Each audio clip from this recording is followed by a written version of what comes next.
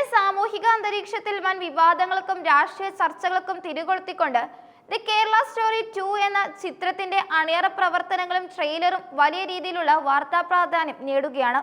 ആദ്യ ഭാഗം പുറത്തിറങ്ങിയപ്പോൾ ഉണ്ടായതിന് സമാനമായ അല്ലെങ്കിൽ അതിനേക്കാൾ രൂക്ഷമായ പ്രതിഷേധങ്ങളാണ് രണ്ടാം ഭാഗത്തിനെതിരെയും ഇപ്പോൾ കേരളത്തിൽ ഉയരുന്നത്.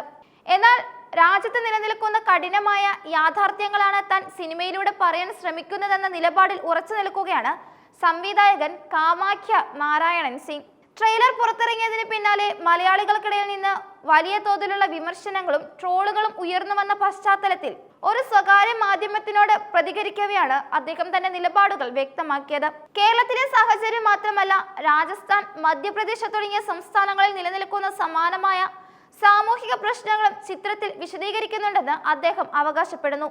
പത്രമാധ്യമങ്ങളിൽ നിന്നും സാധാരണ ജനങ്ങളിൽ നിന്നും തനിക്ക് നേരിട്ട് മനസ്സിലാക്കിയ വിവരങ്ങളുടെ അടിസ്ഥാനത്തിലാണ് സിനിമ തയ്യാറാക്കിയിരിക്കുന്നതെന്നും കേരളത്തിന്റെ മുഖ്യമന്ത്രി ഈ യാഥാർത്ഥ്യങ്ങൾ മനസ്സിലാക്കാൻ തയ്യാറാകണമെന്നും സംവിധായകൻ കൂട്ടിച്ചേർത്തു. സിനിമയെ കേവലം വിവാദമാക്കുകയല്ല, മറിച്ച് സമൂഹത്തിൽ നിലനിൽക്കുന്ന ഇത്തരം ഗൗരവകരമായ പ്രശ്നങ്ങൾക്ക് പരിഹാരം കണ്ടെത്തുകയാണ് വേണ്ടതെന്നാണ് അദ്ദേഹത്തിന്റെ വാദം.